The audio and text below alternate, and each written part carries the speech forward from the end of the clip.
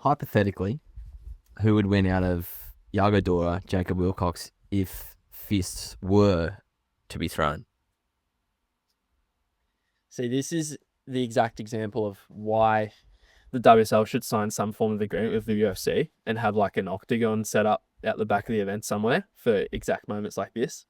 I think Yago would probably know some Jiu-jitsu. Brazilian jiu-jitsu. Yeah. I feel like it's ingrained within his genetics that he would know some form of martial art. It's just ingrained in their culture. Yeah. I don't think there's one Brazo that doesn't know how to kick your face off.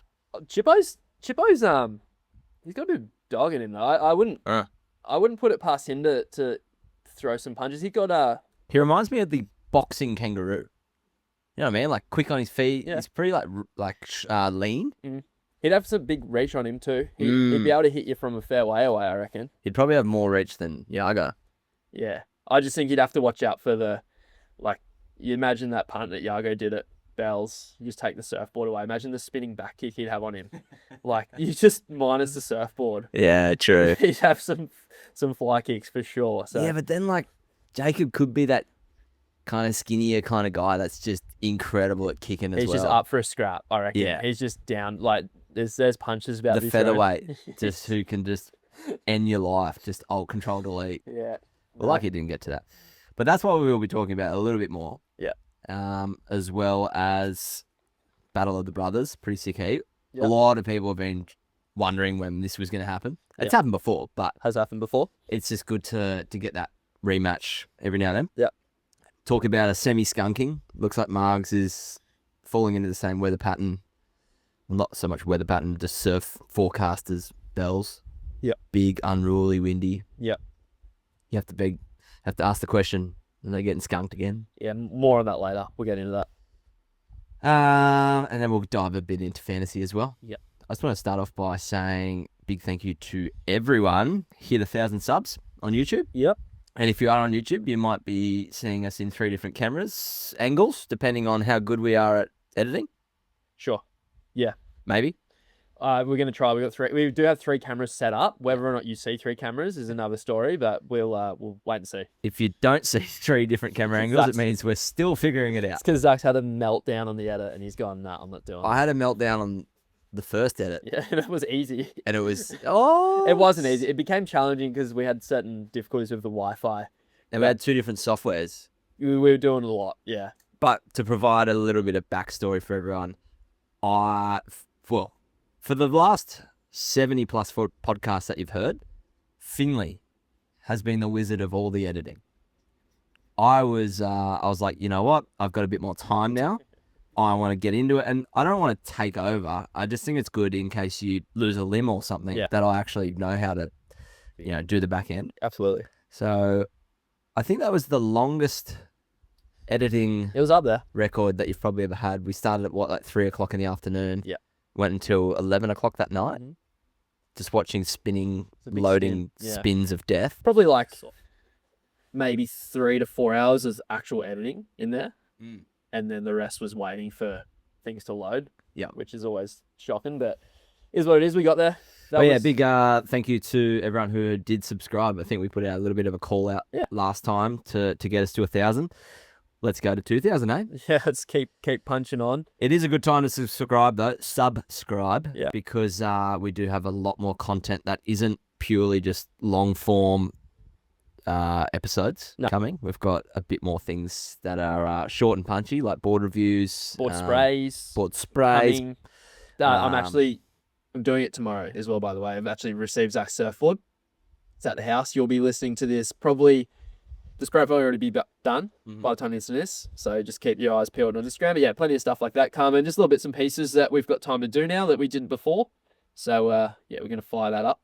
So make sure you get notified when we're posting stuff because it does really help us. We noticed a bit of an uptick in our views recently, and it's because you guys are jumping on board. So thanks very much for that. Big thank you. Yeah. And the word merch is back in the airwaves. Yeah. We're Early stages. We're Yeah. still ironing out what we want it to look like and colors and sizes and things. But a lot of you have been asking for merch, and it's coming. Yeah, our Instagram profile picture. It's a bit of a hint at Little teaser. a little teaser at what's to come. So just Edging. exactly right, Zach. Edging. And we'll dive into it much deeper in later episodes. But a big thank you to Made by Plasma, which is Mitchy Roy. Yes, legend. He has decided to jump on board Team Lago, which is absolutely massive for us. Huge. So we'll dive into that a bit further when it is time to print. Yep. And also, if you're listening right now, there's a pretty good chance that you might be the 100,000th listener of ours. Well, someone will be this week. Yep. Someone will be, without doubt. I would say if you're listening to this and it's Thursday afternoon, Thursday night. Maybe even before that. It goes pretty quick. Hopefully. Yeah, it's we're well into the late 90,000s, so we're definitely going to get the 100K this week, which is pretty huge as well. A few milestones this week, which is nice. 100%. Can you remember our first ones? We were watching the back end of To Hell with Bells. Mate, one of our first episodes, I only remember this the other day, it was like a fever dream. Us talking about saber-toothed tigers being brought back from extinction. Do you remember that? What the fuck were we talking about that for? I think we just thought like, oh, this will be cool. Like, you know that you see those videos online. And, it would have been Zach's facts. oh, maybe. It would have been tied into that. Maybe, but like... Leave a comment if you want Zach's facts back. You know how you like... you might not if you don't scroll TikTok as much as I do, but you see these posts and it's people doing their little highlight clips of their pod that we do as well. We're very careful what we post because obviously not everything's relevant to the Instagram audience. Like the people that sit and listen to the hour, like we love, but we know that not everyone's going to do that. They just want quick hits on Instagram. So yeah, little dopamine hits. The sort of funnier bits or whatever. That some of the things that other people post that make it onto TikTok, and it's just like this can't be a highlight. Anyway, like you go through and you just see the comments like podcast equipment should be taxed at a higher rate, just to basically say like everyone's got a podcast, not everyone needs one. Yep. We've definitely fit into that mold to begin with. That was heavy. Yeah, we did get reminded actually not that long ago, maybe about 50 episodes ago, not to talk about ingrown toenails. Yeah, but that's fair enough. That was fair. That was we started the podcast talking about ingrown toenails. That was the intro. But I actually I drove to the sunny coast to do some work with Surfing Queensland, and I was listening to Chris Williamson's podcast. And his guest said, I actually went back to your first ever episode to listen to it. I paused right then and there, went on to ours, put on To Hell with Bells, and was just like, sit there just going, oh God, no. Like, why? I'm sitting there in traffic just going, oh my God, what am I listening to? I will never do it. I refuse. It's a tough one. Yeah. Tough listen. Even the audio, just like 100 times better. Yeah. Hopefully not as tough to listen to anymore. You've grown with us, hopefully, since episode 1. The crew that have been there since day dot, you would have. I mean, it's like when you're seeing someone grow up and you don't notice the small, minute changes. But I guess if someone jumped on board now and then when they listen to our first episode, they probably would go, yeah, you guys are getting better, hopefully. Yeah. You'd hope that anyway. Let's get into the surfing because that's what we're here for. We're in dangerous territory of going down saber-toothed tiger route here. Yep. What are we doing? Like what? What are we doing? No, but like what? Like just as a collective surfing community as a whole, like what are we doing? We have like Australia's so wave rich. Oh, I get you now. And we just turn out this shit. Like no one's gonna like we're doing all these tourism WA, tourism Victoria ads. No one wants to come here. Like the waves that we're producing is just horrific. It's like they've got these highlight clips that are pretty phenomenal. Yeah. Like drone shots of crisp offshore 3-footers, wineries, kangaroos, bobbed by the fire in a book with a glass of wine. Like it's good. Yeah. And then the coverage starts and you go, that doesn't look like that. It's not what we saw on the brochure, is it? Oh man, it must be tough for them. It's a tough one. Like you can't plan this. This is an issue of our sport. You can't. Well, you can. You can do your best to put it in the swell windows and the storm windows that we get in each country, but you can't guarantee waves, and that's the issue we're faced with in surfing as a sport. But my God, we can find a bad forecast at the moment, can't we?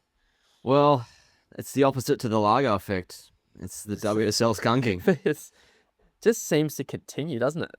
It does. And if they get the trifecta, if Snapper's shit, that means someone did walk under a Bailey's ladders, because Snapper has been so good for weeks, months, even months. Yeah. So if they miss this, like right now, as we record, I'm sure if we went on the Surfline Cam, there's probably someone getting coned at the back of Snapper. Definitely more than contestable for a WSL event. Yep. So if they don't get a run on the board there, someone walked under a Bailey's ladder and they've just kicked a black cat or something, because it's starting to become quite hard to get around. Becoming an issue, isn't it?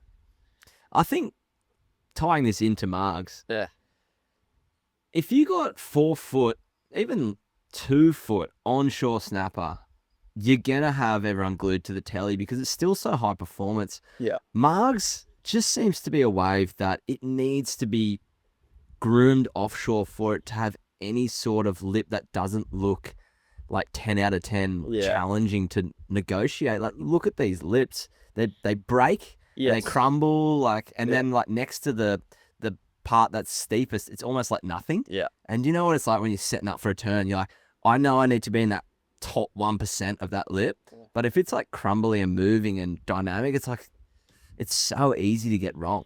100%. And that's what we're seeing. We're seeing a lot of that. A lot of lumps in the face, a lot of warbles coming across, like crew trying to set their bottom turn and they physically can't.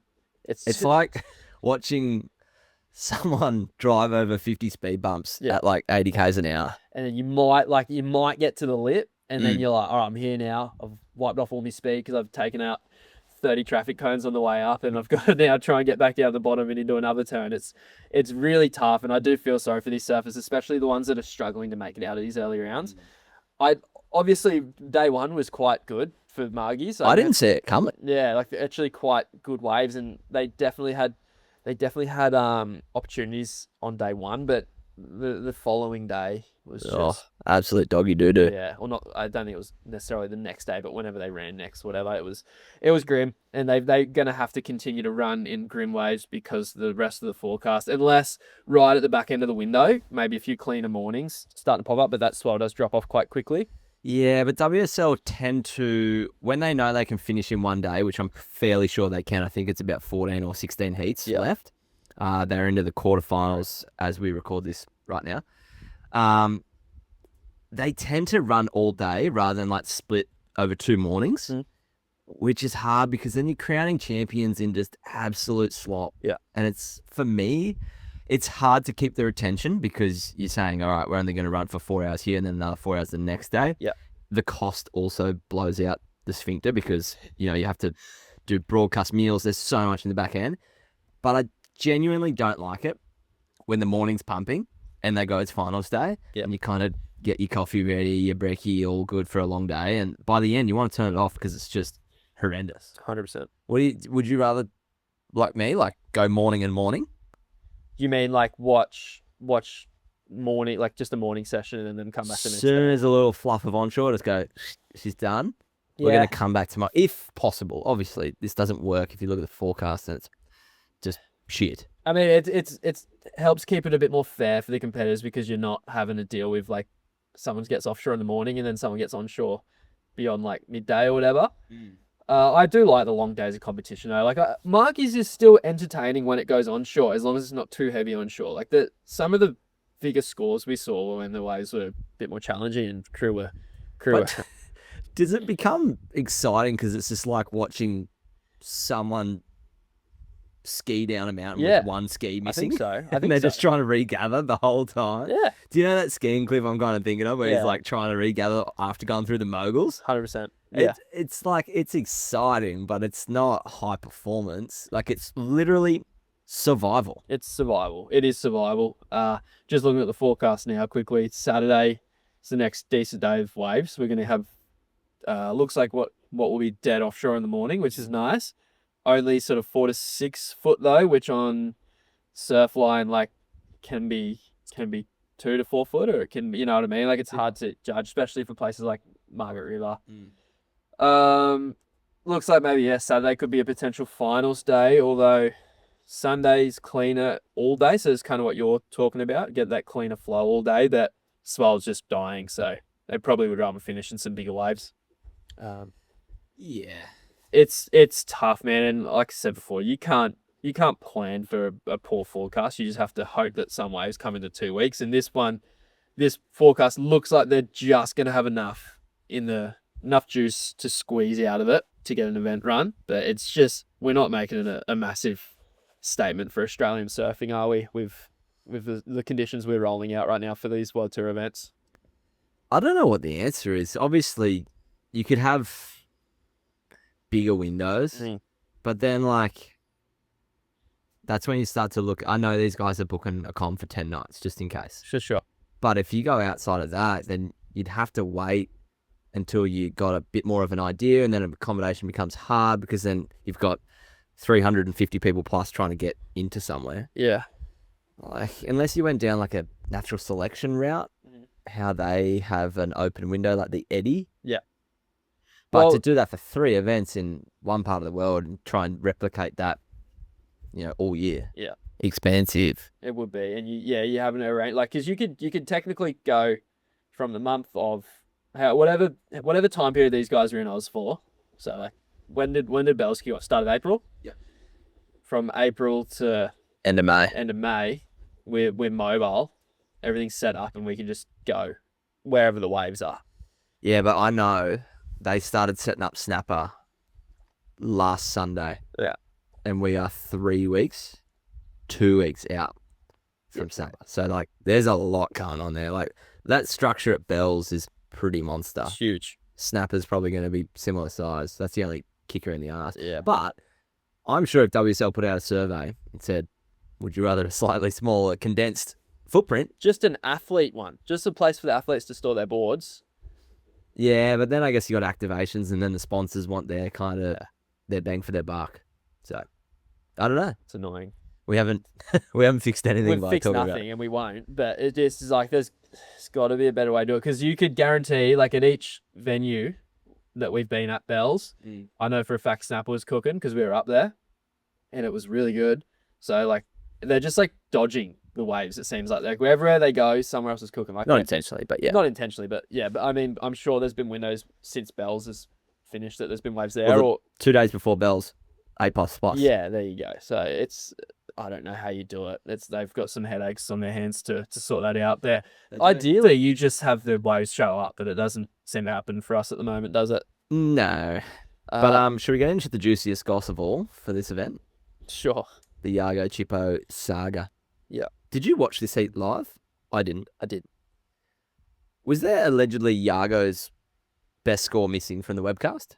Someone DM'd us and just said... Someone said that. I don't know. Like, maybe they didn't show it. I can't remember that part, but I don't think they're making scores up for the crew. I think they'd have bigger issues than Yago's team getting angry if they were making up scores for him, and you'd have probably Jacob's whole team going, well, you've given him a 7.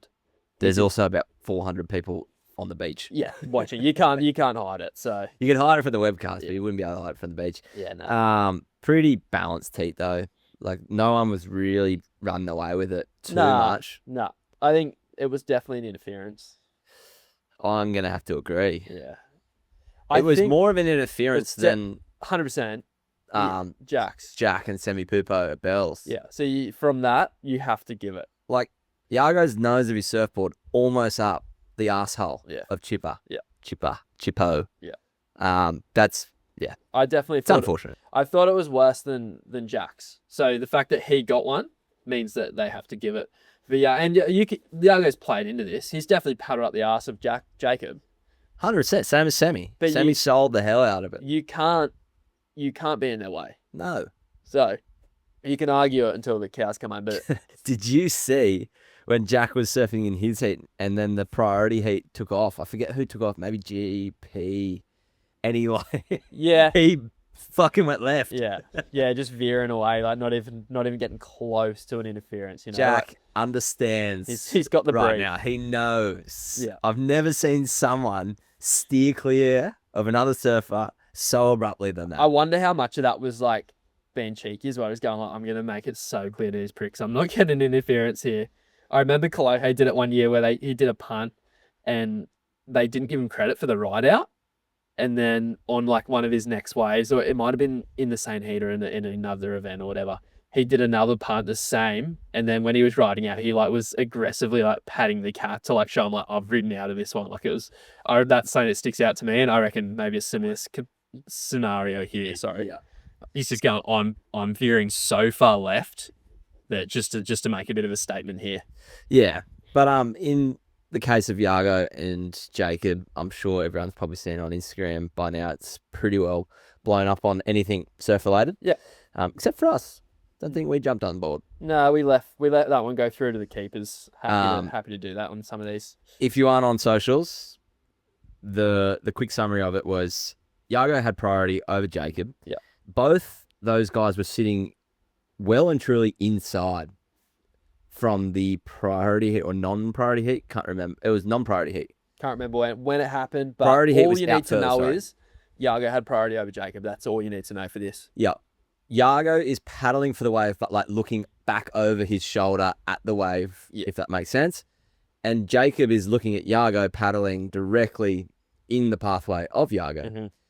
Yago's then turned around and seen Jacob probably a meter in front of him. And it's just gone, you just handed this to me on a plate. Cheers, Here brah. comes the finger up the dot. Cheers, brah.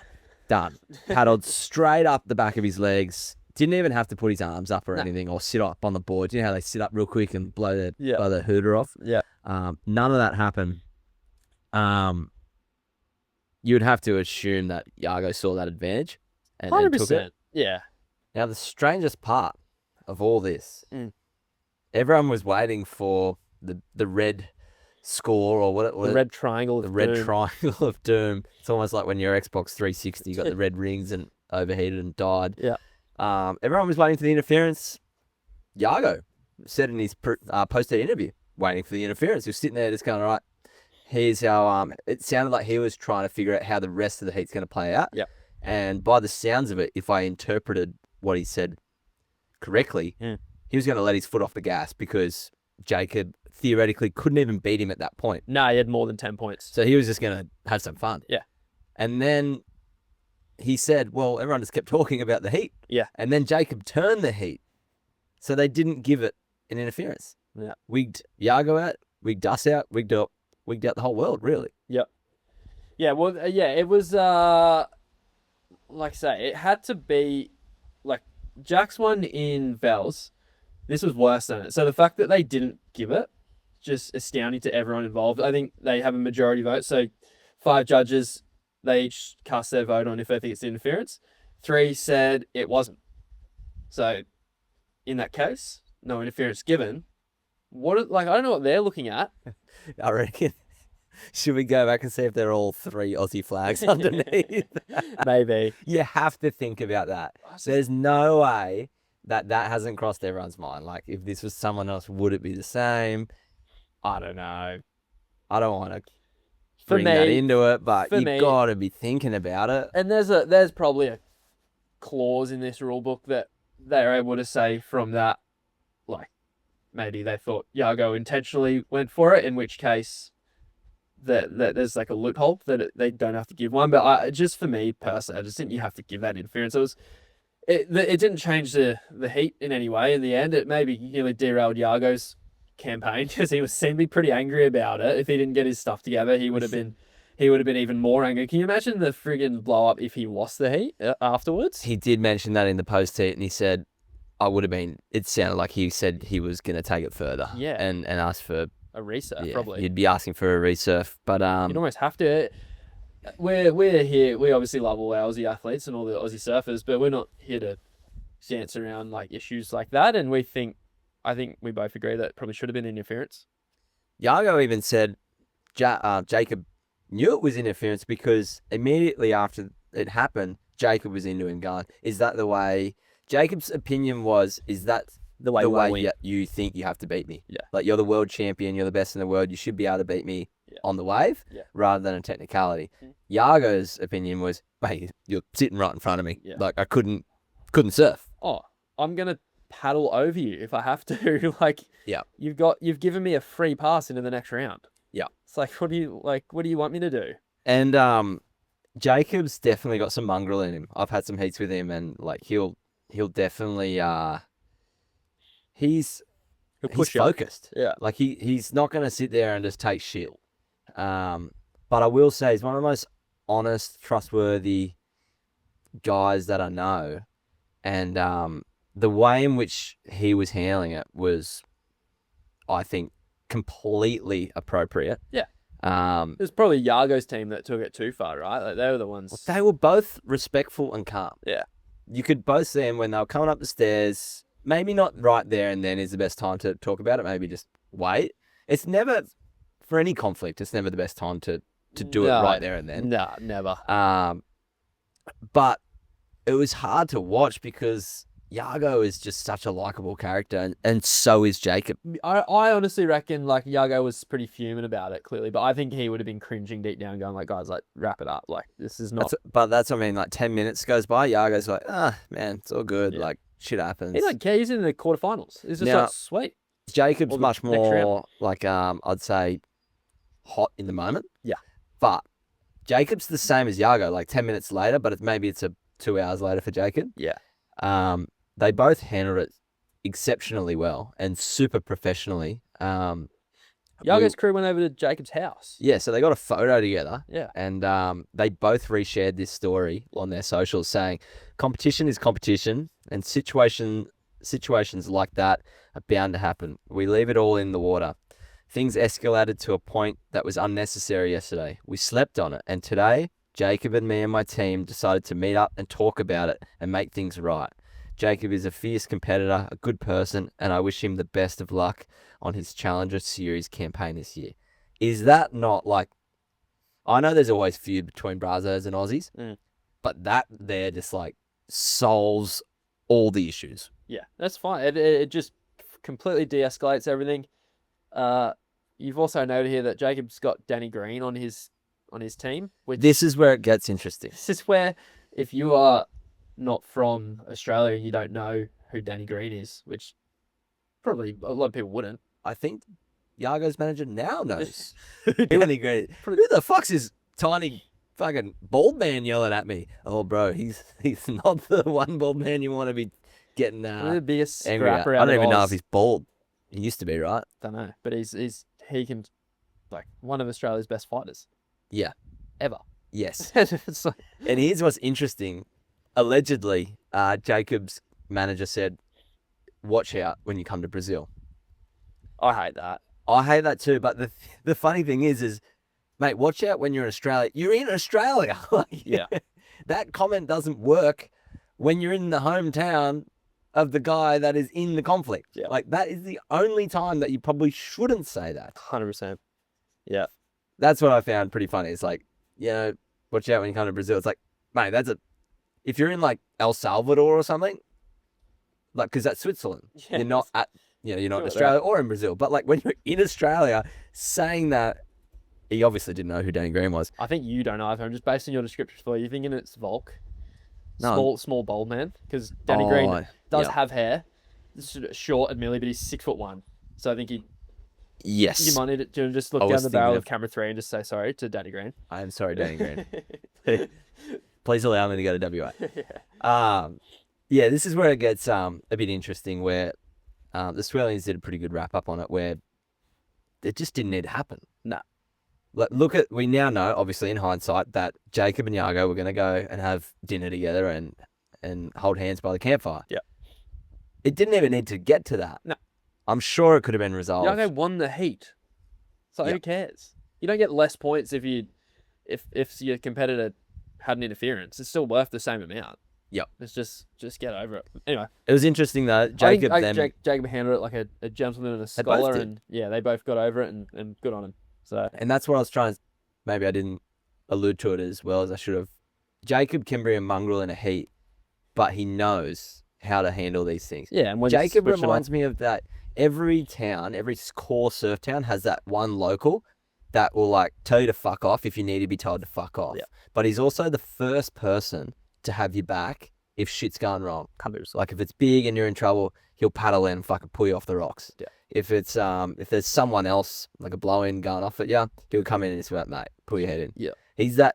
I don't know. That's the feeling I get with Jacob. So, props to both Jacob and Yago. Yep.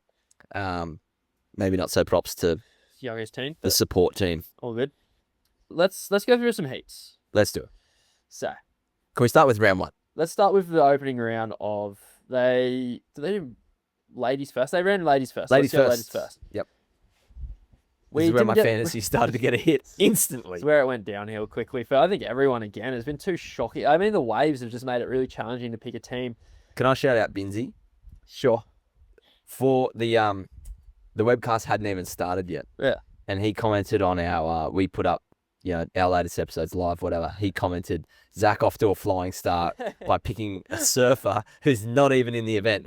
I got that and I was like, what is he talking I wasn't going to tell you either. I was going to let it run. Binsey was the only one who saved me. Yeah. I went in and I was like, what is going on? Like, you have to pick a surfer that's in it. Yeah. Tyler Wright pulled out and I wasn't going to change it unless Binsey had said something. So, Binsey, thanks, mate. Heat 1. Sally Fitz, Tia Zabrowski. No Sally Fitz Yolanda match up this time, unfortunately.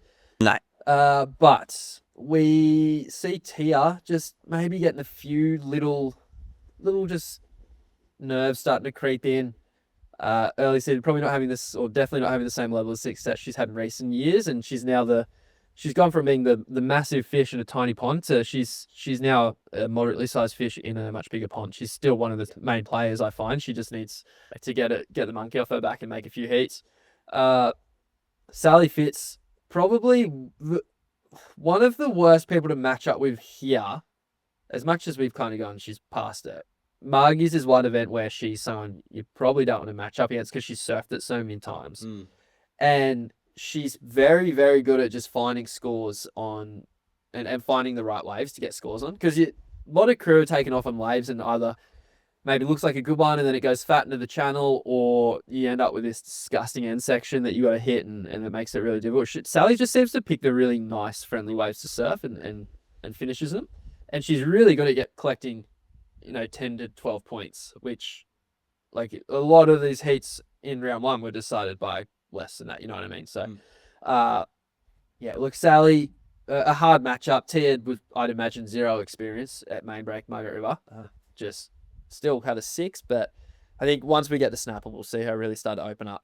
I think a fair few crews fantasy would have copped the bollocking on that round 1 100%. first heat of the whole event. Yeah, and we move into heat 2, Yolanda. Oh, this is where I start to the wheels start to fall off for me in this heat. Brissa Hennessy gets taken out by Yolanda Hopkins. Yes. Brissa featuring in Zach's fantasy team, as you just mentioned. This was such a hard heat to watch. It was, but Yolanda did pretty good. Again, this for as bad as to say, like these are the types of events she's going to do okay in, or like she's going to make heats because it's challenging for everyone. I will agree, and she does have that planted stance on her board. You look like you could physically push her and she won't fall. Yeah. She's just like stuck. Like we were talking about before, like there's so many speed bumps on this wave face. Yeah. She handles it quite well, actually. And she will hit a big, like, grumpy end section as well. She's not afraid. She did lose in a later heat, but she hit a section in that where she made the turn. She would have made the heat. Like, it would have been a 7 just because it was a section no one wanted to hit, Yeah.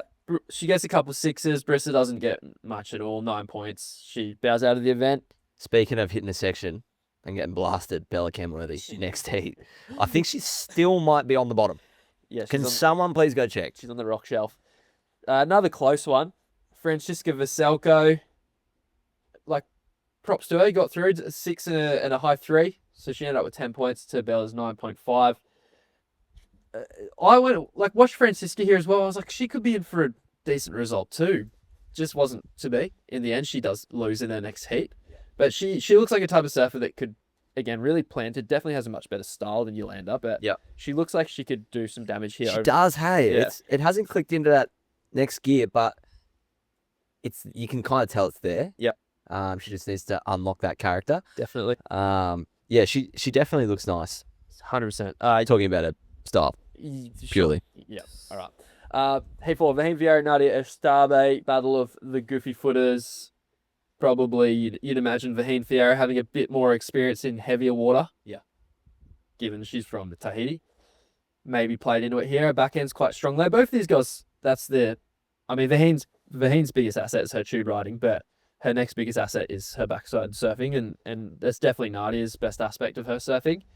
Both had a similar high score, just Vaheen had a better backup and progresses through. Heat 5, another goofy foot matchup, Sawyer Lindblad and Nat. Probably the two best goofy footers on the tour. You reckon? Yep. You reckon even more so than Oh, no, I lied. Caroline? No, Aaron Brooks? Aaron Brooks. Sure. I'm going to go Sawyer and Nat. Sorry, Sawyer. No, Aaron Brooks, Sawyer and Nat. Melissa Spencer? Early. Okay. Early. Anyway, Sawyer gets through that one. Again, not a whole heap to touch on there. These are all very modest heat totals. Sawyer, though, looking very strong and looking like she has a really good read on this wave. Yep. Heat 6, Alyssa Spencer cops the unfortunate task of having to deal with Carissa Moore in Heat 1, which someone's going to have to do until this seeding sorts itself out.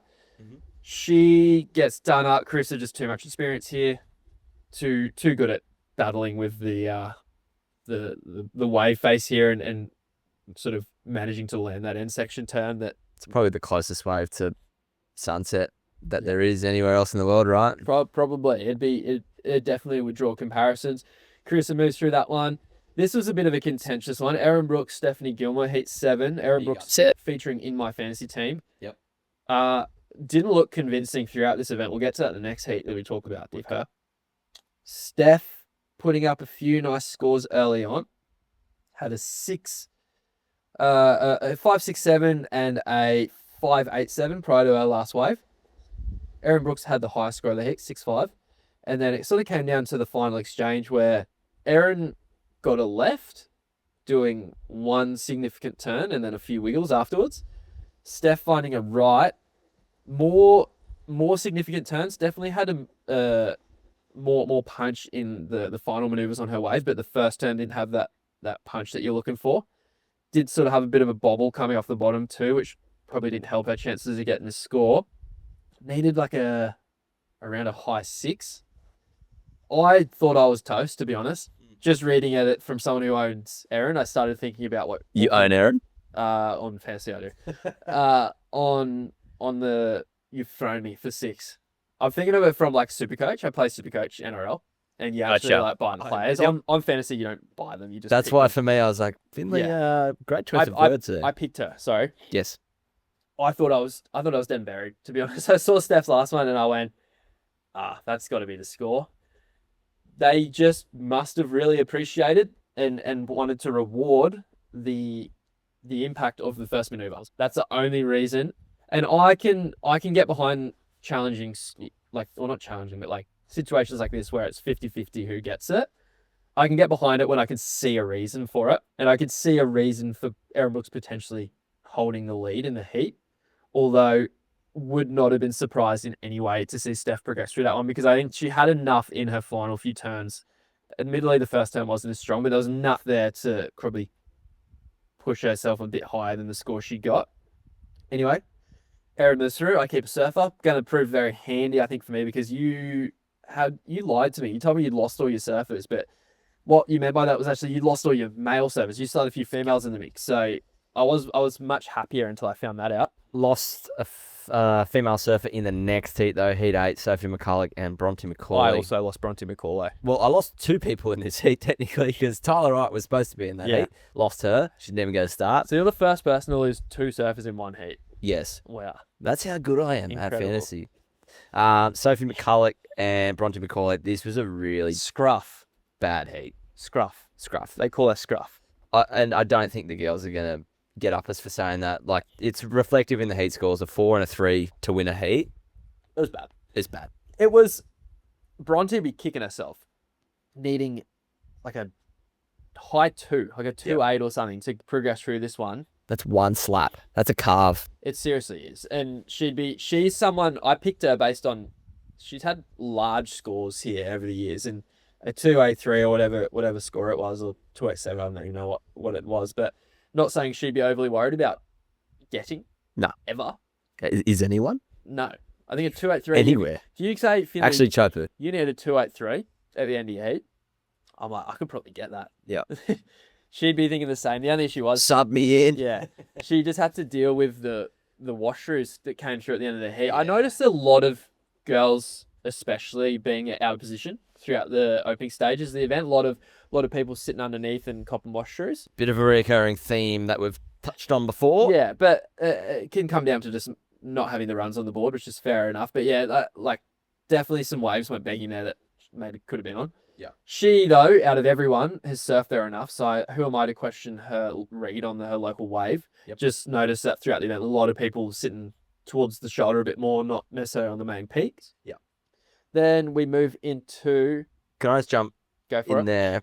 Pretty conservative surfing by all. I don't think we saw a heat total over, 13, 12? Nah, in round 1. In round 2, we'll get to it. There was a bit more explosive surfing. Yeah.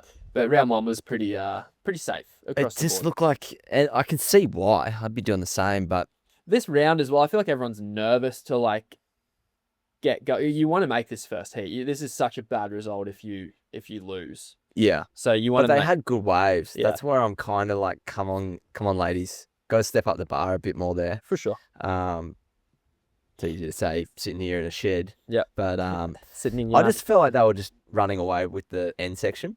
The guys are doing that last bottom turn and going, I really don't want to fucking hit this section, but I have to. Mhm. Kind of look at the girls. We're going, I'm just going to do a quick turn before this freight train, carve out of the lip before this down. avalanche comes towards me, which I get, but You're not going to access the higher range of the scoring scale if you're doing that. The judges see right through that. They go, you basically ducked out of the way of that section. We're going to give you a 5 rather than an 8. that's what I saw in round 1 and 2 for the ladies. Not every heat. There was a few, finishing turns that were utilising that big whitewash bowl. Yeah.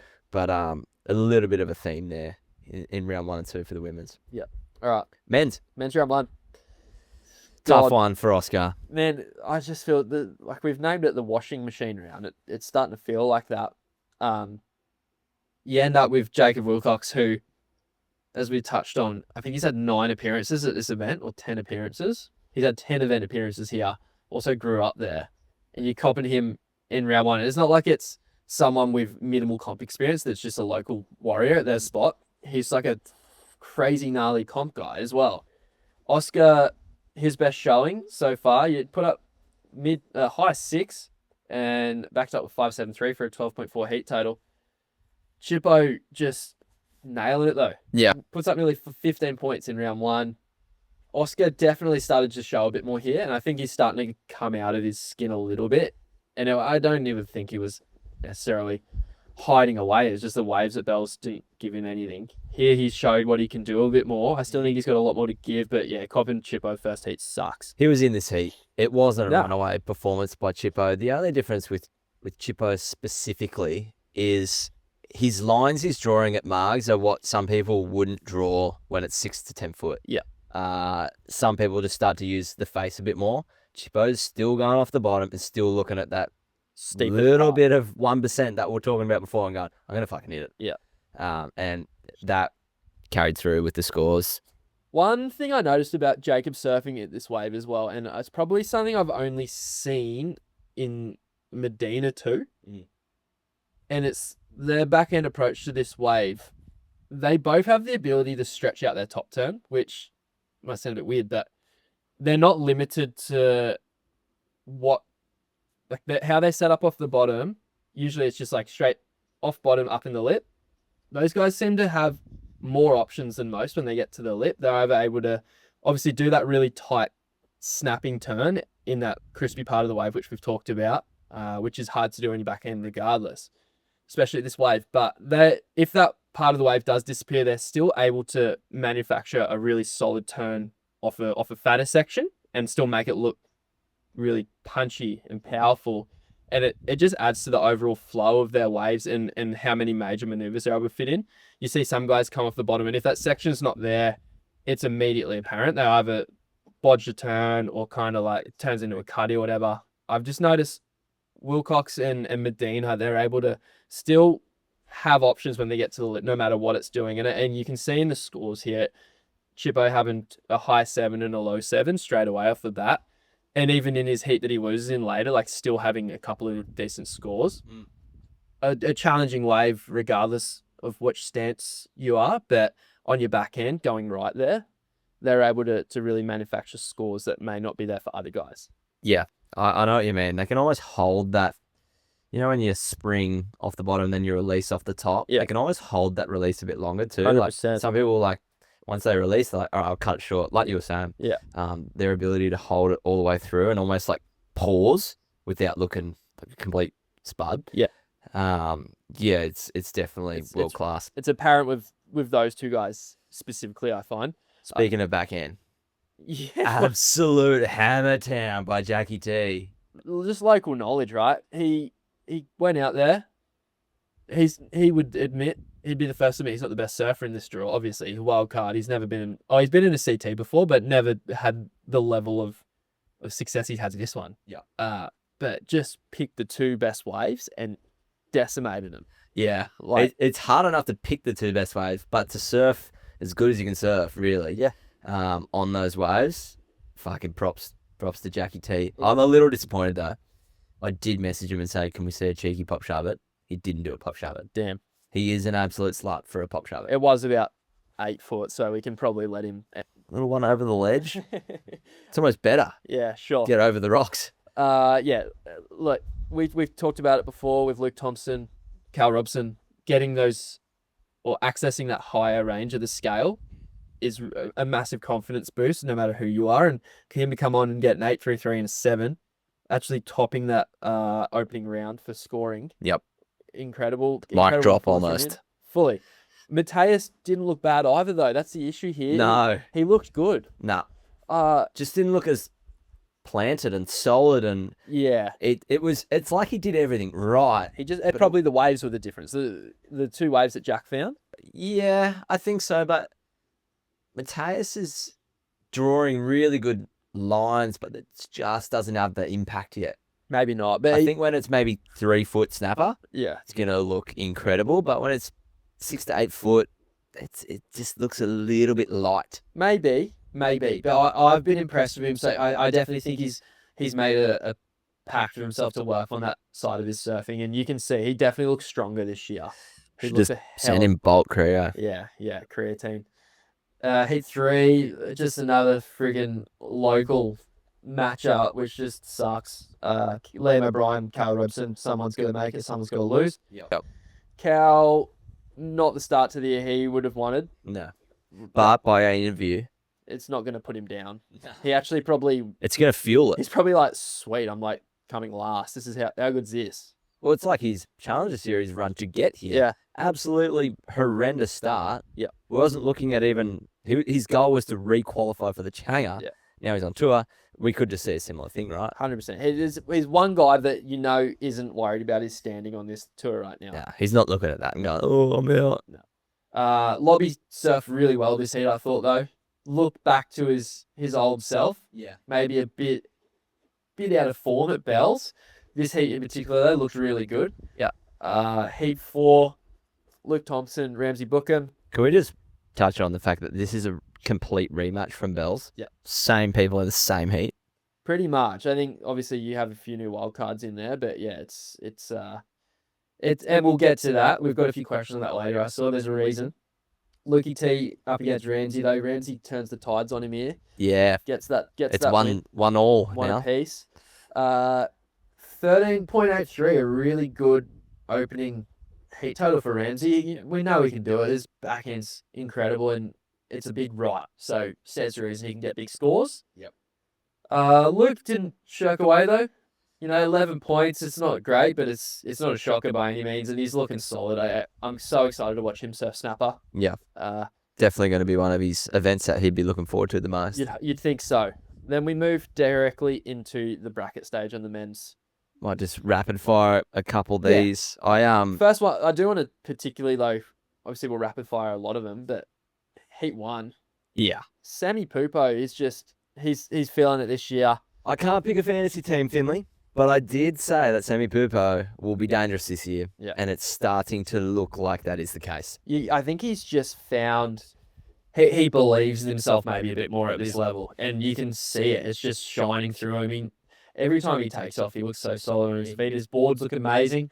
I believe working with Matt Myers, one of the American coaches. I think he does a bit of work with some of the other crew on tour too. And it looks like he's found something that he didn't have before. I think it's a confidence thing. Must be just... It's definitely a mental space aspect because he's always looked really good. Yeah. It's not like he's getting better. He's always been fucked up. Yeah. But now it's just something's clicking. So I think it's all a head game for him. Yeah. Whatever it is, Sammy, keep on taking it, mate, because it's working. Yep. Heat 2. Kanoa, Eli. Kanoa looked really sharp in this one. Left it late, mind you. Eli started off really well in the non-priority section of heat. I think he had 11 points or 11.5 points before Kanoa had even really registered a score. Yep. And then Kanoa just went 6.73, bang, 8.5, bang. See you later, Eli. This next heat's upset. Mate. Someone's fantasy just went, was it yours? Well, mine Aha. in particular. But Geordie Smith just needs to, whatever surfboard he took out in that heat, needs to go and just bury it in his garden or set it on fire or something. Leave it in the desert. It looked awful. He's the one guy I wasn't worried about. Was it his dad's board? Nah. I don't know. I know he's been trying some Pizels. Don't know what board it was, but whatever it was, I definitely didn't make it on the flight with him to Snapper. I reckon that thing's in a bin somewhere. I don't think anyone's riding boards that they rode at Margs at Snapper. True, but it's definitely not making it back to South Africa or whatever. That's staying in Australia. Slab board. He looked awful. Mm-hmm. Lobby looked great. And yeah, Geordie he won the event last year. So he has a great read on this. The chops never seemed to affect him. Looked like he couldn't set a rail on that surfboard. He looked awful, man. Obviously not his own surfing. It's just that board did look great. Yep. Lobby smashed it. 14 points. Courtesy of a 6.67 and a 7.33. You just kept thinking Geordie was going to come back in the back half of the heat. Like, oh, he does this in his sleep. He's going to do 2 turns a second, get an 8, and it's going to be lights out for Lobby. Just never happened. Heat 4, not much to talk about here, but good to see Joel get through. Beat Barron. Heat 5, Marco and Crosby. Crosby looking solid. Marco looking solid again still. He's still putting up like a 12-point heat total, which is pretty good. We definitely misread that one. Griffin does take out Jackie T here. Just class in this one. Yeah, it's going to be hard to beat Griffin anywhere if you're anyone, really. No matter who you are and where you are. It's just Griffin's so solid. Medina puts pay to Al Cleland very easily. Yeah, I got that one really wrong. Yeah. Jackie Robbo, Cowley Vast. Close one. Tell you what, Jack hasn't looked overly convincing this year yet, has he? Not yet. Not yet. Really hoping we didn't derail him with the post I put up, Jack in the Box, which got taken down immediately. He did not like that. Didn't love that one. Yeah, look, got through, but only by the skin of his teeth. Cowley having a 6.6. Hoping we're not going to see another Jow effect here with Cowley, where he just is losing narrowly to guys that... Just simply in the wrong heat. Yeah, top seeds, like coming up against the really high-ranked guys and just narrowly losing to them. Yep. Still, like... It's better than getting smoked, though. Yeah, he's definitely been competitive. The Yago, Dora, Jacob Willcox heat 9 of the round, we kind of touched on already. Mm-hmm.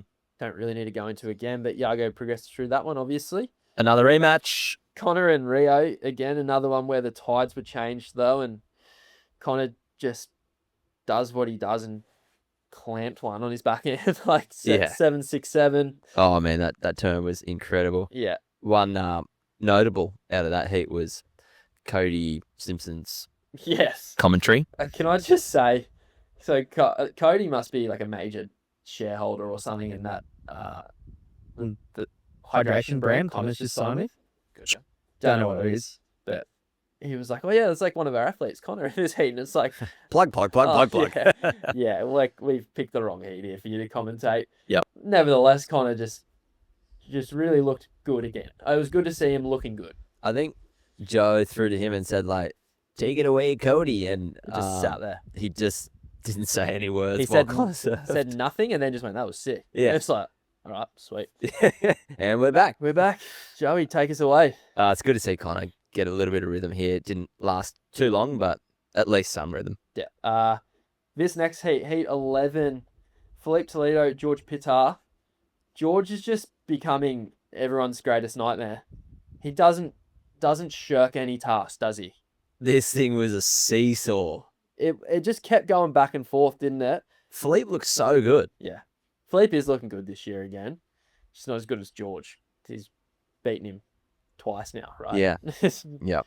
Beat him at... Well, who did he beat at Bells? It wasn't Philippe, was it? It was another... No, he lost to Philippe in the same scenario. Yeah. Like, fucking could have gone his way. Did everything. Yeah. He was... Did everything he could and lost. But he's not afraid to match up against these big names and put up a performance against them, you know? Like, he's another one like Dane Henry, who we spoke about at Bells. Like, he relishes in this task of beating these top seeds and doesn't let it get to him. The difference for me in this one was exactly what we talked about, how he lost at Bells, was trying to fit too much in one wave. There was a few turns here where he went, all right, not going to think about the end of the wave here. I'm just going to absolutely throw the kitchen sink. Just went completely fucking numb then. That's right. I got you. Thank you, boo. Just going to throw the kitchen sink at it and then deal with whatever comes after. Yeah. That's what it looked like to me. And he did that exactly.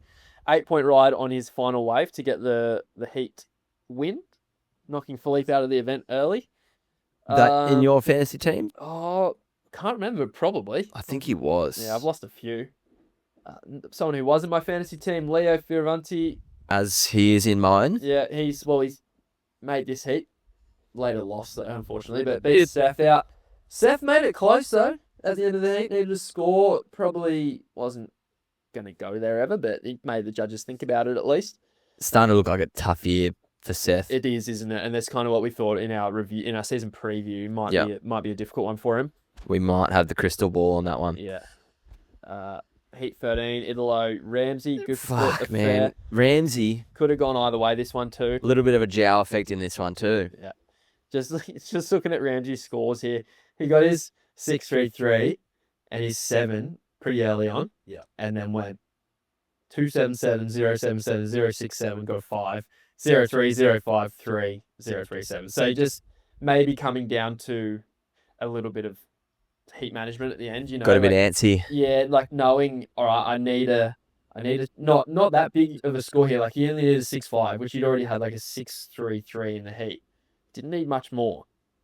Just probably needed to sit and wait. Needed to take a page out of Ethan's book and just watch the horizon for 20 minutes. Yeah.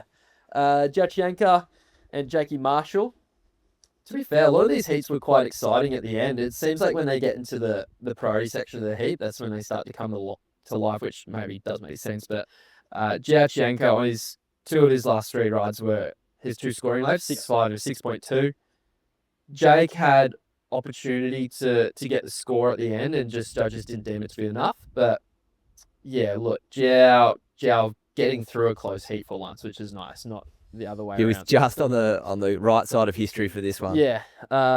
Heat 15, Ethan Ewing, Alejo Muniz. We all saw that coming. Don't need to go much in there in terms of detail. Ethan's still... He's another robber. He's not looking convincing, is he? He's doing enough, but I think he knows that. Listening to him in his post-heat interviews is like, oh, it's scrappy. Like, he's not sitting there going, yeah, I won the heat, like, blah, blah, blah. Yeah. He knows, like, I haven't clicked into gear. I like that he's winning these heats dirty, though. Like, it's always been a thing in the past where he's maybe not willing to win a heat that way. Or he's obviously willing, like, he's obviously going to do whatever he can to win, but loves setting anchor and just waiting for 2 8s.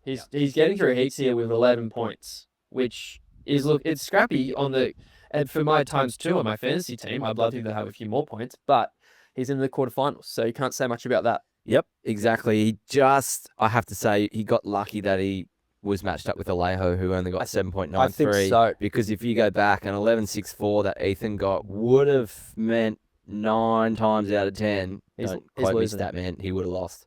100%. So just got a little lucky there. Yeah. Miguel Pupo, dispatches of your power surfer, Morgan. Smoked him. It's a shame because Morgan, Bells and Margs are like, kind of look at him for it. I liked that you were brave enough to go the power surfer on him because I could see him getting a result here. I did put it up on our story saying, and this is why he's my power surfer. And he's ripping. I did receive a few people saying brave. Yeah. And I was brave. Morgs, if you're listening to this, mate, I had you back. Yeah. But yeah, didn't really go. the way we want it to there. Didn't get started. 6.9. Yep. Miggy looking like the lightest yellow jersey leader of all time. That jersey's not weighing down on him at all. We then went into that was the end of the Round 2. first day. I think that was where they wrapped up. Yep. Then we go into the second day competition, which they started with. Biggest round. Biggest day. Biggest day in ever. WSL history. Mhm. They did 28 heats. Yep. A bit of a stat as well. I was going to post it as like a carousel on Instagram, but I don't think it's worthy. I think people will see it. So I'm not going to... I started making it. I don't think it's going to go as The only well. people who can appreciate that is the people who work there. We're the nerds, yeah, basically. So overlapping heats. Went back through this year. So we've had overlapping heats at Margs. And then last year, Pipe, J-Bay, Portugal. May have been another. I went through all the events. I didn't go through them like with a fine-tooth comb though. So there may have been some more heats. But I took a sample of 106 overlapping heats since the start of 2025. Right? I went through every single one. Oh, God. 106. A lot of heats. Why? Hit me with the stat. I just was interested to see what the metric was for like these guys coming into that priority section of the heat. What was the best scenario for you to be in? Gotcha. So it was like, do you want to have priority, or do you want to have the lead in the heat, Gotcha. or do you just want to I don't know. What scenario do you want to be in? Don't tell me you didn't get an answer. I got somewhat of an answer. Oh, God. I didn't go through. I was going to go through later and look at the whether it's better to have priority or the lead. Priority's kind of neither here nor there. It's actually like bang in the middle. Like I think it was 58 heats were won by the surfer who had priority. So literally 50% of 106. Sure. No, that's not right. That's a bit over. Right. But Yep. anyway, 106 heats, 102 of them, so 96+%, I was going to guess. won by the surfer who was holding either the heat lead or priority when the priority changeover occurred. So when the heat switched into the priority heat, 102 of 104 heats. Essentially, if you didn't have the lead or priority, you may as well paddle in by that summation. Because only 4 surfers did it in those 106 heats. They were Jake Marshall, Izzy Nichols, Rio Wader, Cole Hauschman. Pipe. That's an impressive stat for them. Well, they've overcome like that. What not many have done. No, it's a bit under 4% of those heats in the last year. Good on them. But I thought I was like, is this going to help someone? Maybe it does. Because basically that means if you're sitting there and the surfer in your heat that you're against has got a couple of scores on you, rather than trying to surf your way out of it, you're better off just Sitting and wait. anchor, wait for priority, and then start going in the start of your next heat. Because like stats will show, if you kept trying to surf and you didn't have priority or the lead, you'd toast. Yeah. You just getting the dribble at that point. Yeah, I guess. And it didn't, funnily enough, it didn't really matter how big the lead was. Like sometimes a surfer it'd be like 8 points to 7 point heat total, but they would still win. Gotcha. So it was a weird thing. And again, probably not worth posting. So I think only nerds would appreciate that. But yeah, it was like, I was watching the heats going, where do you want to be set up at the start of your priority heat? And you want to have the lead, or at worst, you want to have priority? I like it. Thank you. I don't think we'll ever get to It's not test going it. It's not going on Instagram. We won't, but it may be someone out there as like a coach is listening or something. Be like, oh hey, like let's implement this. Let's get into ladies round 2. Did they run ladies 2. first? Yeah. Okay. And it was good to see they were going men's, ladies, Yeah. rather than just going men's all the way through and then ladies all the way And they through. gave the ladies first dibs on day 1. They did. Put them out in the straight offshore in the morning, which is cool to see. Round 2, Gabby Bryan, Yolanda Hopkins, heat 1. This had me worried. Oh my God.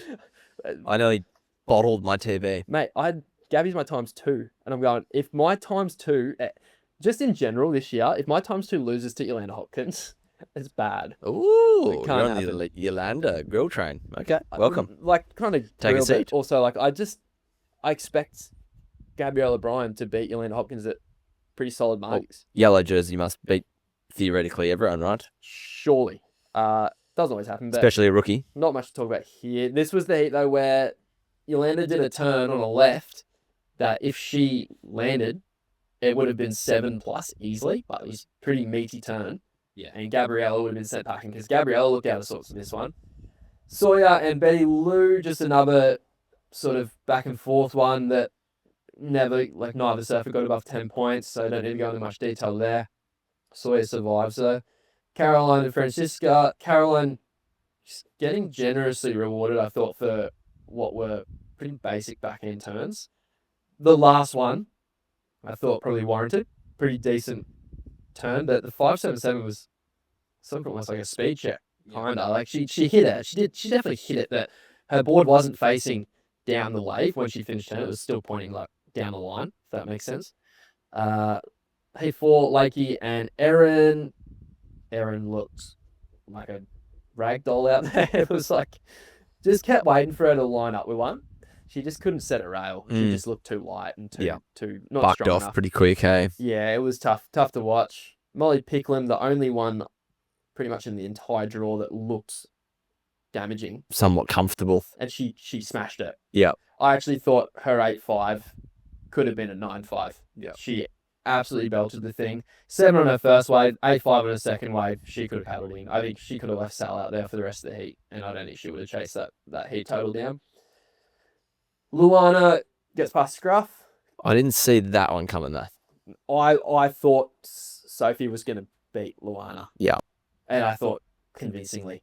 Luana's just got this thing where when the waves are challenging, she almost gets better. You think she's going to like get worse? Because obviously our opinion of her is she's kind of right on the brink of like being a tour surfer, but maybe not quite there. But like when the conditions are challenging, she elevates. It seems like she's just starting to put smart heats together. I think so. Yeah. Is she with she in the Dougie Silver camp, or who's she training with? I would have to check. Yeah, don't know. Anyways, working. Katie Simmers, Vaheen Fierro. Katie, probably you'd imagine the favoured surfer there, gets it done. Although not many people picked her in fantasy. But it's because everyone's picking Molly and Gabby. There's no real room to like leave out. True. You know what I mean? You only get 2 selections. Yep. Izzy Nichols, Carissa Moore, another close one, similar to the Heat and at Bells, really. Mm-hmm. And Carissa gets the nod here. So that's another one where we've got a 50-50 win rate this year. Then sets up the quarterfinals. So got Gabrielle Bryan against Soil Lindblad. We got Caroline Marks against Lakey Peterson. We got Molly Picklin against Luana Silva, and Katie Simmers against Carissa Moore. And it's really just looking like we're going to have a Gabrielle O'Brien, Molly Picklin final again. I'm needing Carissa to be in that final so that I could potentially beat you in fantasy. Fantasy's close. I think that's the only thing that will save me is if you have a few bow out soon, and then I can have Carissa go the whole way. Who is your times 2? Is my times 2. All right, mans, let's get into the round 3. Round 3. Sami Pupo, Kanogarashi continues. This was a close one. Sami Pupo, I think I had maybe a multi relying on this one, but I thought I was dead and buried. I thought Kanoa got the score at the end of the heat. Maybe. Almost. Well, mate, if you watch the wave, I thought it very nearly could have. Interestingly, just hovering over here, the Japanese judge giving the highest score out of the few, but I mean, Kanaka to anyone, he just stands out this time because Kanoa's obviously representing Japan. Needed a 7.33 on his final wave. Belted it. I was worried. I was going, my Margie's gone here.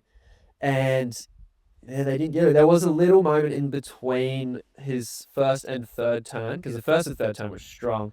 Just not much in the second turn. I reckon that's maybe where the score was let down. But I thought probably it was a score, to be honest.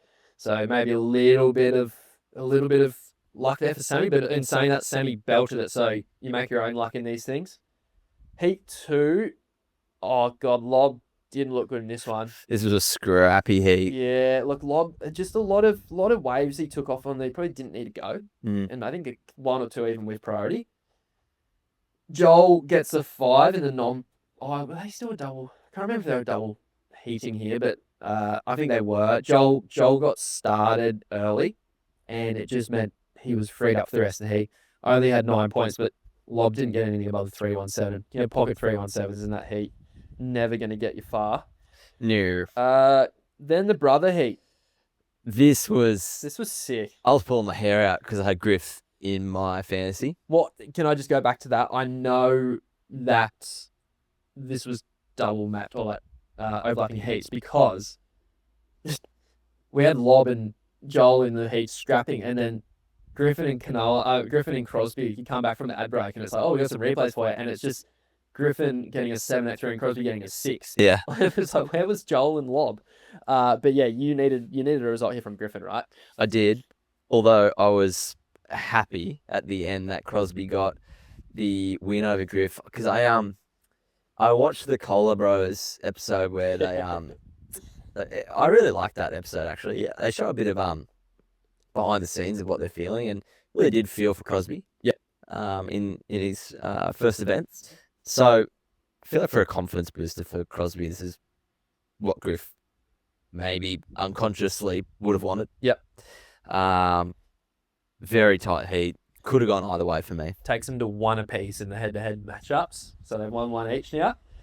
We're gonna see these guys over at both of them. They're gonna have long careers, so we're gonna see plenty more of these over the years. But yeah, I just love watching them, both of them surf. Yeah, they're so powerful, and their techniques are flawless. You'd have to think they're probably one of the best sibling combos. Siblings, AI and Bruce, probably up there. Yeah, but I don't think Bruce probably in terms kind of dragged behind a little bit. I think the gap between Andy and Bruce was quite great, whereas with these guys, it's probably not as great. The divide. Free Surfer Bruce, maybe not, but like CT Surfer Bruce, yep, there's a bigger gap between the two. Probably could have turned like the last wave of Crosby where he gets to 7. Definitely question marks for everyone watching, I think. Yeah. No one was certain of where that score was going to land, but I'm happy with the end result. I think Crosby... Griffin's first wave was really good, though. And I thought maybe they'd go back and look and go, oh, crap, like we maybe could have gone a bit higher in Griff's first one. But across 2 ways, I think Crosby... You could flip a coin and get the winner there, but I think it's fine. There's no real robbery there. I agree. Heat 4, Medina... Robbo. I always had Medina ahead of Robbo this. Yeah, I think so too. He's just similar to Ethan, although Ethan's continued to progress. Like it's funny because they're both the surfers that we were like, in our preview, we're going like, I'm going to leave Ethan out and you're leaving Jack out. And then they're both kind of like labouring early on. There's neither of them are looking overly good in terms of what we know they can surf like. Yeah. Jack tried his hardest and did leave it up to the judges at the end, but it's not even close. Are we seeing the ramifications of he had to take the time to get the surgery? Yep. But it begs the question, if your competitors are still surfing, still training, yep, still, business as usual. Are you behind? Are you starting to look behind? Yeah. It's a genuine question. I know that he's got the Red Bull support, so they would be throwing the fucking kitchen sink at it. Mate, he'd have like kryptonite friggin' infusion. I don't know, like whatever infusion 100%. he wanted. He could have moon rock infusions. Yeah. Probably. They go, oh yeah, we found this new like spore on the moon that helps you heal quicker. And you go, yep, sweet. Makes your fart smell good. Yeah. I think, a bit out of sorts. New equipment too, which maybe not. Obviously having that layoff of injury, then to come back on new equipment, maybe hasn't fully figured that out yet too. I mean, JS is killing it, so you can't really blame the boards. But maybe he hasn't found his right template yet with JS. You know, They have been working on it for a long time. They just didn't tell anyone officially. Yeah, but like that huge span there of R&D between when he got surgery and he could surf. Like, True. That's a massive gap where he's not surfing and probably like maybe put on weight or lost muscle. You know what I mean? There's all sorts of things that come into it. Very true. I feel like you coming into a preseason, you want to know all my boards work. I know exactly how each board's going to go, and maybe he doesn't have that yet as well. Maybe that's something that's going to develop throughout the year. But JS just as a whole killing it across both tours really. So let's get into Heat 5. Yago and Connor. Oh, sad. This is one I thought Connor could have snuck past Yago, and it's the right conditions for him. Yeah. It was one wave at the start where Yago did a big old meaty hanger for a 667, and that was the difference because nothing else came. If he didn't do that, if he almost fell on the turn. If he fell on that turn, you've probably seen someone progress through this with a less than a 7-point heat total, or just over a 7-point heat total, you know? They're the ones you want to be capitalising on. And- All right, the top seed or the favourites having a bit of a Barry Crocker. Yeah. I'm going to light one up. This is But where I can get him. the reason why he was having a Barry Crocker was because the waves are absolutely fucked. And it's fucked for everyone. Yeah. So you can't capitalise And on it's it. just another world title heat where you just got through that one. Yeah. It's just a world champ doing what he has to do, and he's making this grimy little heat that he's sneaking through. Georgie Pitar, Leo, just again continuing 7-3-3 on his final wave, just stamping authority all over this heat. I think, did he need that score? Didn't he need it enough? I think they both were battling back and forth. They both had sixes, low sixes. I think the last exchange was like who was going to make the heat, and he just, smashed it. Yeah, George looking like this could be a really big result for him. Yeah, and a good, Especially coming after on the back end of taking down Toledo. And not even Toledo he wasn't having a bad surf. So to one, he sent him packing at Bells. Yep. Now he's doing the opposite. And then to take out Leo, who I think is a silent killer at Margs. Yep. Be interesting to see what happens for George moving forward. definitely. Heat 7, Italy Ferreira, Jachienka. Another close one that Jiao's lost. Add it to the list. To a big name. Add it to the list. He got away with one earlier on, but he's made up for it here. 12.8 to 13.4. He never surfs a poor heat, Jiao. Like, it seems he's always in the mix. Italo 755.9 were his two scores. Jiao had a 633 and a 647. I think it was a 647. Did a pretty sick combo. Lost the tail and he did a Larry that just, you're like, oh, there's no way he's making that. And it just emerges out of the whitewash. And you think it could go there. I just think the judges saw it as more of like a mistake than like that was a cool maneuver. I think that was where they went with it. Yeah. Similar to the Italo punt at Phelps, where like kind of they just have an opinion of it, and I can see what they mean by that. Yeah. Ethan, It's like a default score. It's If like, there's question marks, default 7.43 or something. For sure. He smashed it, and you kind of like, oh, could go there, but I can see why it didn't. Yep. Ethan versus Mig. It's pretty much a copy and paste of Ethan's last The heat. previous heat. Miggy obviously threatened. Thought maybe a couple of scores that Miggy get on the low side. He was belting him. But yeah, I didn't think Miguel was going to last long in the yellow jersey. Seems like that'll probably come to a conclusion here. Yep. Tell you who, like, depending on results here, and It's going to be Yago. well, yeah, could see if George does away with Yago, it could be a Sammy Pupo if he keeps progressing too. We could see a Miggy into Sammy yellow jersey. Sammy making me look good. If you're gonna look, Sammy's the only thing making me look like I know what I'm talking about. yeah, if we get a yellow jersey handover from Miggy to Sammy, it's probably the only person he'd want to give it over to. So, Exactly. and they wouldn't even have to change the name on the back. They could just scribble out the Save the $300 in rashies. Yeah, there you go. Should we quickly just go through yes or no for quarterfinals of the men's? Who's gonna win? Like, do a bracket? Yeah, sure. Sammy Pupo, Joel Vaughan, I think quarterfinal number 1. Sammy. Yeah. Gonna jump on the back of Sammy purely based off Joel's track record here. It's not based on, not so much based off Joel what he's doing. It's more based on what Sammy's doing, and he's lighting it up. Yeah. No, you're right in saying that. I'll correct what I said. It's gonna be hard to beat Sammy. Yeah. Griffin additionally to that, Joel hasn't really clicked into gear here. No. For the first 3 heats that he surfed. 2 heats, apologies. Griff and Medina. Crosby, sorry. And Medina. Crosby, Medina. I think we will see. I think let's go Crosby. I want a big result here for Crosby. Let's go Crosby then. Yago, George. GP. I'm going to go GP. I'm going to throw him in there too. Let's go the Aussies. Let's do it. Yep, let's get behind GP on that one. And lucky last quarterfinal, Heat 4, Italo, Ethan Ewing. I think Italo's going to beat Ethan. Do ya?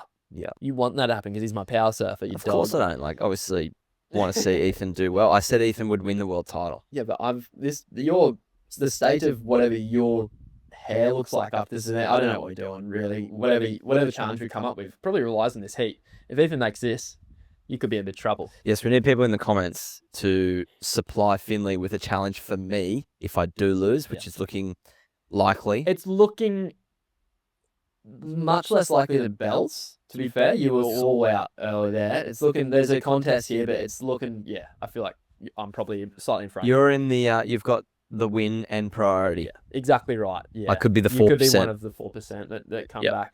Yeah, I think we'll see a GP Ewing semi-final, a little rematch of the Bells heat. That gets me horny. Yeah. I'll take that. And then I'm happy either way there. Yeah, whoever wins that one. That's a really good matchup. Listener cues? Yeah, we got a few. Is there anything else to touch on from the rest of this week? Not really. There was some questionable seeding. Oh, yeah, we did have a few people talk about the seeding, and I think that was Ben and John. Thanks for giving us a message. So one of the questionable seeds that we are seeing. So Mateus was ranked 19th after Bells. Yeah. He's back into round 1 at Margs. And so reason being, if they have to...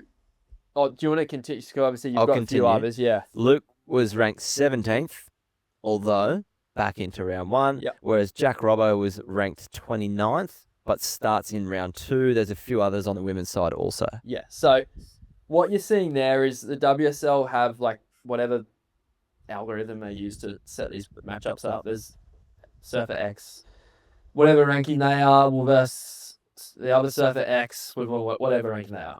Doesn't make any sense, but just bear with me. So if they start factoring this seeding in from the very get-go, you'll end up with Jack Robbo, who's just had one shocker in that opening round, in that washing machine round, as we call it. And it just doesn't really, like, for these guys that have earned their place in Tour from the year previous or, like, from their ranking, it doesn't really make much sense for them to end up in that opening round from the get-go. I think I'm on the fence with that. Really? So you'd be happy to see Robbo come out and surf in the opening round? 100%. Okay. It's the tour. I don't hate it. It's a clean slate. Like if you've just slogged on the challenger, you get the same privilege as Yago. The only thing I'd bite back at that with is so when you come from your round 1 heat, washing machine round heat, to entering the main draw, you then immediately get matched up with the 4 highest surfers of the draw. So if you have Robbo, and then he's going to be versing, essentially, he could potentially be versing Yago, it saves them basically reseeding the whole draw. So you end up with those really high quality matchups in round 2 rather than later in the draw, which I think you want to have the best surfers not versing each other early on. Fuck, they're all that good. They are. That's why I'm like, there is no weak links. There's no way you're on the tour if you're a weak link. No way. Yeah, I can see why they're doing on the men's. I don't mind. Sure, I don't mind them doing your way though. I kind of almost, now that I think about it, be happy to see if Yago lost in round 1 at Bells or round 2 Throw him in Bells, the fucking shit round. Put him in with the Wolves, and then it's tough titties. Yeah, I don't hate it, but yeah, there is some logic behind that. I see your point. Yeah, that's the reason why you're seeing these guys making heats, but they're still in the opening round. But come about mid-year, that will change and they'll reseed it all, and then you'll see a new crop of surfers in that opening round. So it's not going to be like that all year. Okay. No worries. Listener cues. James T. Parker won. Same heat matchups as Bells. Ethan getting the bad surf again. Yep. We just went through why there's same heat matchups. Yeah, it's all to do with seedings that haven't changed by the sounds of it. There's a couple questions like that we can probably just answer that for them. It's Brody Jr. Should Griff had won? No, 50-50. 50-50, but I think the right person won. Yep, pretty stoked that Crosby got it. Frocco TV, next surfboard order. There's 2 in place for me. Juliet's? I'm going to go a Lightning and a Juliet. Okay. But we also... Have they been ordered? Who? For me? Yeah. Yes. No. Kind of. They're just in the airwaves. Yeah. You've been talked about. And then there's some more board tests in the works for us. Waiting on confirmation on something. Waiting on confirmation, but I'm fairly sure it's going to happen. I'll be going like a... Well, I just got 2 new ones. I just got a 15 and a Mikey Shorty. That is one board test that's going to be coming out very soon. Yep. It's filmed. It's just, I just got to talk over it. And then maybe something else, but we'll hopefully get those. I like it.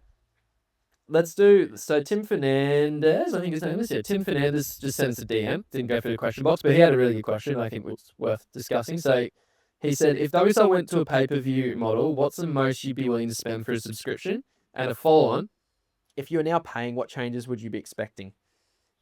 $100, no ads. Yearly subscription fee? Yep.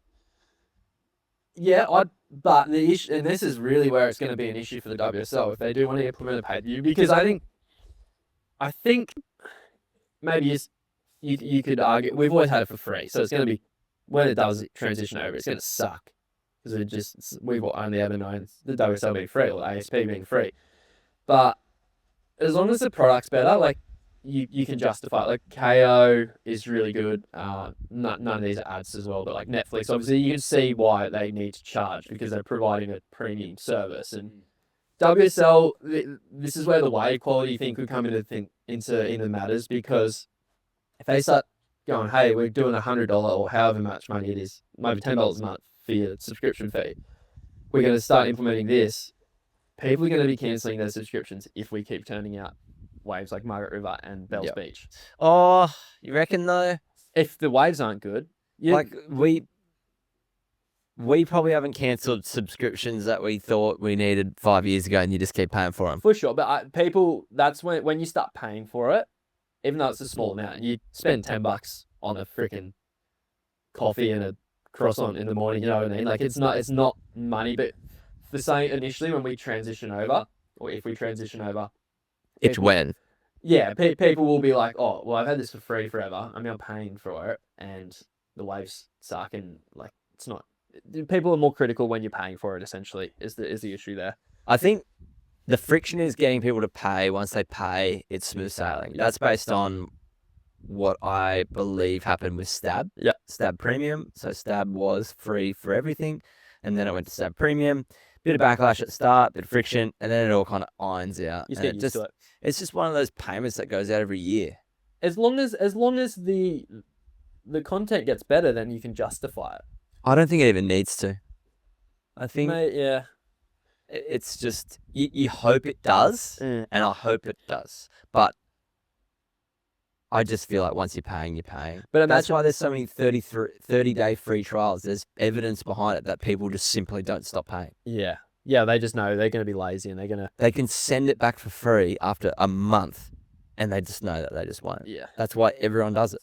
I think maybe you could do some like cool stuff with if you start paying for it though, like maybe you get like you can have a couple of streams like commentary, and you can have like maybe you get like Tug Bowling or something to call heat. So, like give them cash and go, if he wants to. I don't know. It's just come up in top of my head because of Ethan Ewing Stab in the Dark, where he's like really articulate and really good at obviously analysing surfing, and has been there and done it recently. I think you could start, and even just introducing like an M-rated version, where like if you're paying, like you don't have to watch that bit, but you can watch like someone sitting there not writing crew off, but saying it a bit more how it is, you might have that opportunity to do that. You'd think if it is behind a paywall, then most kids aren't going to be watching. Nah, true. So you'd have to think things like shit, fuck, all those words, just let it go through. Well, like you look at the UFC commentary, and it's way more like just blasé. Like you can pretty much say what you want, and I think that surfing needs that. It's not a sport that's ever really been like really monitored, blue collar. And it's like it's people sitting in the car park telling you how shit the waves are and how bad the surf was and stuff like that. Like I feel like it needs a bit more honesty to it. For sure. Call it as it is. 100%. But yes, I'll be signing up for it. I would pay for it. I'm not spending any more than $150 a year, which is probably in line with like YouTube Premium is about $22 a month. Yeah. So I'm not paying any more than I do for YouTube, because YouTube gives me more than surfing would ever, for sure. in my opinion. Lewis, is it Flitney or Fintley? Flitney. Would you now write off Jack Robbo for a world title? I never had him there. Finley, that's a question for you. I don't believe I had him as a world title winner, but I definitely had him in my top 5. Oh yeah, Griff. But I feel like I don't think top 5's out of reach for him. I definitely don't think he'll be winning the title this year, though. This was by Angus Bradley, 92. Design your dream Aussie treble for the tour. Any 3 ways in Oz. Snapper for sure. Snapper's in there. I'd probably be going to like a Narrabeen just for stock standard waves, beachy. Yep. And then I'd be going to West, but not to Margies. Yep. That would be Could me. you do a South Oz event? Would you get rocks thrown at you from the cliff? You would, but if none of that was a problem, That'd be ideal. Yep. Not like you could. Yeah. It'd be a Nate Florence slab tour though. Yeah, but that's what we want to see, right? 100%. All for it. Jonah, new logo is elite. Thank you, Jonah. Thanks, Jonah. It's like I say, it's just a little teaser at what's come with some of our merch, but we'll more on that soon. Let's see. You go again. The senior citizen, loving that Instagram handle. Are the waiting periods any different under the new structure? Don't believe so. I don't think so. I think we just like it's always been 10-ish days. We're just seeing them use all 10 days because they've had to. Yep, exactly. Tom Oson. I've got 3 surfers left on both sides with bets on. Who's going to take the chockies? Oh God. Well, I reckon all of my men are out, so my that's a opinion great. When he says both sides, you mean men's and ladies? Is that what you reckon? Is that how you read that? Yeah. So he's got 6 left. Because I was like, he's got 3 surfers left on both sides of the draw on the men's. I thought he'd done but no, that makes more sense what you're saying. I think who takes the chockies? Griffin. Crosby. Crosby. I'm gonna stick with my power surfer, obviously, Ethan. Okay. I'm gonna go Crosby or Medina. Oh, they're in the same heat. So you think whoever wins that heat wins? Yep. All right. Ben Curdy. Thoughts on the Cody Simpson cameo worst guest in the booth in recent memory? I'd have to say it's up there for the worst. Yes, in recent memory. In terms of alignment to the ability to speak to surfing. Yep. Blake Bendel. Was there awkward tension between Warner and Medina in the round 3 post heat interview? I love just the conspiracies we I actually genuinely appreciate it. It's so funny. Like how people perceive the interactions, and I don't believe so. I think Vaughn's pretty hard to have an awkward interaction with. Vaughn would never let it go past friendly banter. Nah. He would be the one to go, okay, fuck, I might have said something. Is he alluding to how he roots heaps of chicks? I don't think so. No, I think it's. What do you mean? It's on Swellians always like alluding to. Maybe that's what it is alluding to. What were you thinking of? I was just thinking maybe there might have been a little bit of, I don't know, maybe reading into some answers that Medina gave that might have been perceived as like I'm off, but he's actually not. That's just how he's speaking. Oh right. But maybe that's why. Maybe he's listening to a. Vaughn did say something on one of the recent episodes where it was like. Something about, girls and right, having sex. But that's like... It wasn't bad. Medina would love that, surely. Oh, but if he's got a fresh missus, maybe not. True. Good point. But I think underground Medina's going like, well, no, you're right, but he's got he's got a missus now, so he might be trying to rein it in a bit. Yeah. Blake Bendel. That was me. That was Blake's question. Augustin Vanilla. Why Hurdy and Thompson started in round 1 when they were ranked 17-19? That's why we said before, just the rankings haven't been adjusted yet, which they will soon. Yep. Luke Summer, what's worse, the cut or the washing machine? I think they're the same thing. Kind of. The washing machine is going to lead to someone getting cut, but I think the cut's definitely worse. I like the man-on-man matchups from the get-go. At least it's a 12-event washing machine rather than 5 or 6 or 7, whatever it was. Yeah. Wayne Lincoln, judges have been sampling too much winery goodness with some of the calls. Maybe. There's a couple. There seems to be a lot of winery tours. So we get it. That's what the area is famous for, but it's because the waves suck. Yeah. Adam Hill, Yago, Jacob, Beef, Brazo, anger issues. We kind of went through that. River, are they not reseeding the draw after each comp? No, is what you've kind of come to the consensus of. Will happen though. Will happen. Just not yet. It will take a few events. Swamp Dad, I missed the cut with no John and no stakes. This event feels rudderless. Sure. That was ruthless, but I back it. Fink Quaid, worst time period I've seen at Margs for years, usually pumping. So there you go. Can do all the right things, and at the end of the day, the ocean won't deliver. I'm telling you, someone walked under a ladder. Boulders or Margies for a CT event? Honestly, Boulders. if you could get really good waves there. Right now, you'd be fucked. You'd bring your fishing rod. Boulders, for those that aren't familiar with the region where me and Zach live, like, we have a pretty good selection of waves around here. Boulders is like the one you go to when they're not working. Or if, It occasionally has an amazing bank, but it can. not very often. Stars have to align. Flynn O'Connor thinks Robbo's going to fall off tour, and he bets his life savings on it. It's a huge call. It's not looking rogue at this point. No, but when he comes and wins. Looking at his career, Yeah. rogue. Looking at this year, not so rogue. When he wins Chopes in a few events' time, you go, okay. But look, we could sit back here and go, oh, Flynn, you were right, mate. It never got better for him. We'll see. True. Archie Harrow, what do you think the event will run for finals? What What day? day? I left think out the Saturday. most vital part. Saturday, I think. Who's looking best? I'm going to say, well, who's looking best? Sammy Pupo is looking the best. Sammy Pupo is Will he looking win? the best. That remains to be seen. Stingers at Cloudbreak. So might have seen Stab posting a bit of stuff. This is all Archie. Archie just went mad, which is good. We love it. So I think they mistakenly wrote Irukandjis at Cloudbreak. Don't think that was I think they kind of thought they were the same thing. I think that was actually a box jellyfish that nailed old mate. All right. I didn't know anyone got boxed. Yeah. Or Apparently, Kanjied. 2 people got box jellyfished at Cloudy in the last week or so. I didn't know they'd go over that far. Well, it's generally after a cyclone.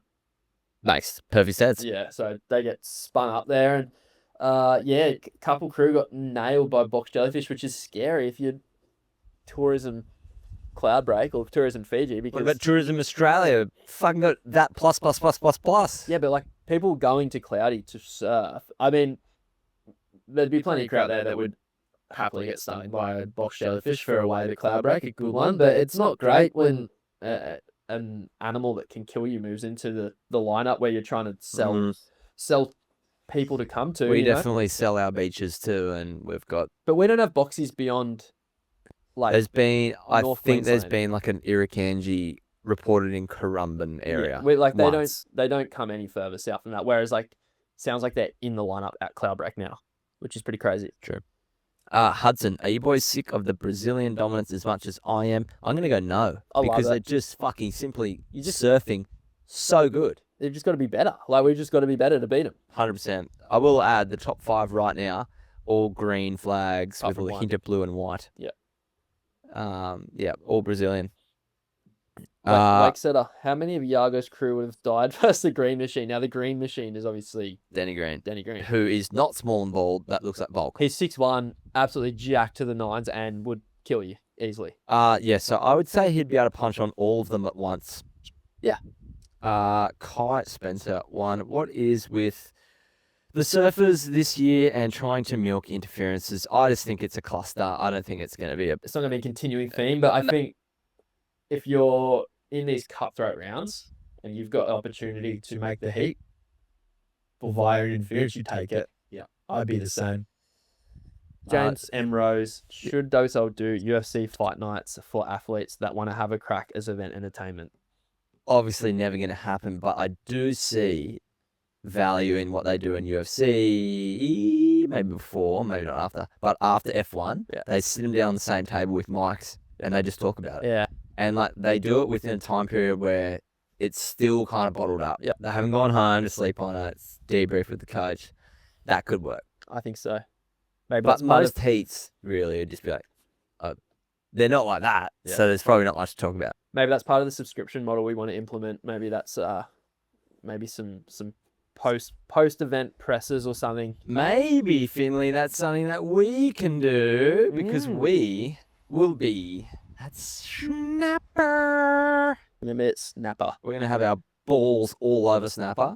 We are going to be doing everything from potties, vlogs, getting in the way, eating WSL's food, all the above. Love it. So yeah, we'll see if anyone's there. We'll see you there. And we might have merch for everyone by then. Yeah, but probably maybe Be getting close. getting That close. could be the launch.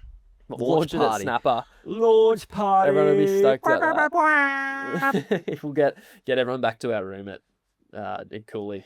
Just have a full night out at in the Reflections Tower. Was that where we're staying? Reflections Yeah, Tower. Love that. Won't say which tower because there's two. There's a lot of rooms. I don't think anyone's I don't think we're at the level yet, Zach, where people are coming looking for us, unfortunately. I know you... No, I was worried someone's going to check in and take over. Oh, right. Or We that. come in and someone's just fucking laying in our beds. True. Yeah, don't do that.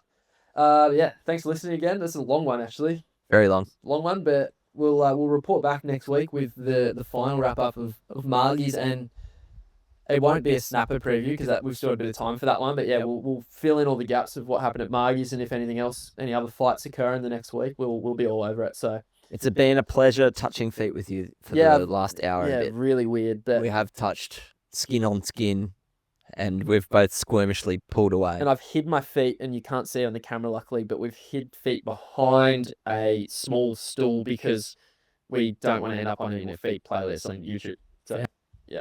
Anyway, thanks for listening. We'll see you next week. Bon voyage. Bye.